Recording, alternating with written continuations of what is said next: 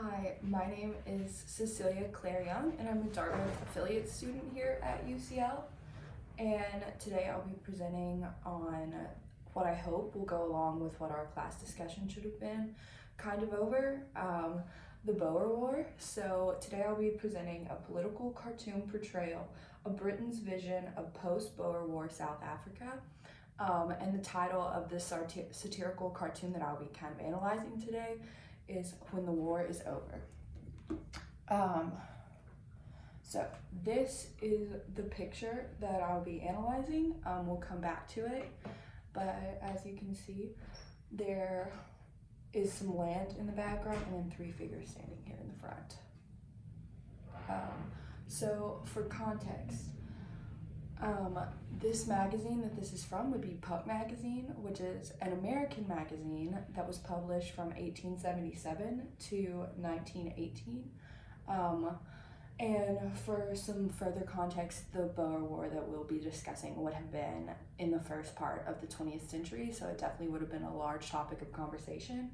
And this was the first real American magazine like this of its time, a humor magazine that had editorial and financial success.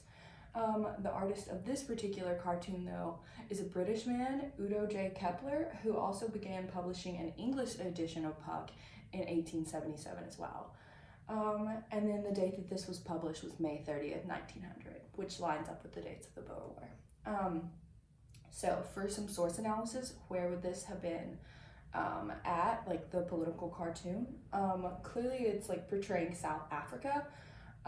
What we don't know necessarily is the exact town that it's showing, but if you look on the horizon, you can see this figure pointing to the sun rising, and it says enlightened government on it. And then who? So the three figures that we were just looking at here, you can see Britannia, a strong figure with the sword, pointing towards the horizon. That's Britain saying, like, look at all of this that we can offer, and look at this like new beginning that you're gonna have with us. And then you can see a Boer man kind of submissively like crouching in the background, clearly like looking on.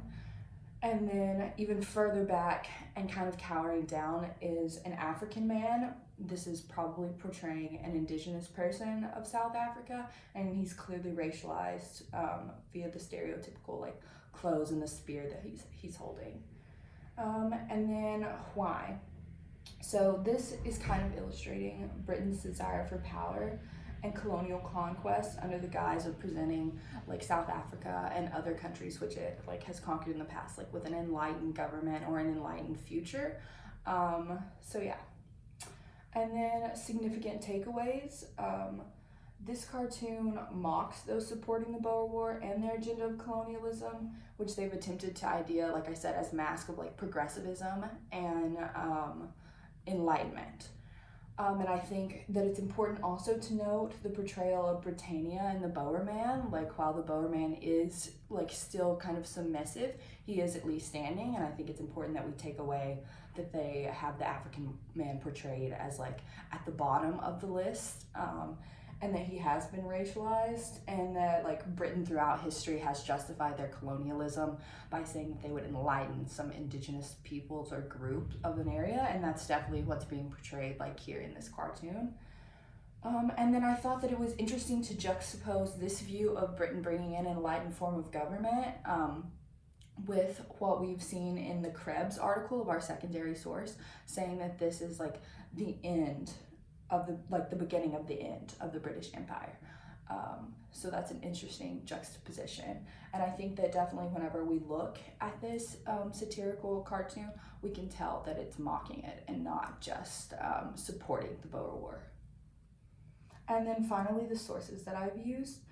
These are sources which I've utilized in the presentation, and there are outside articles, the Library of Congress online, and one of our secondary sources. So thank you.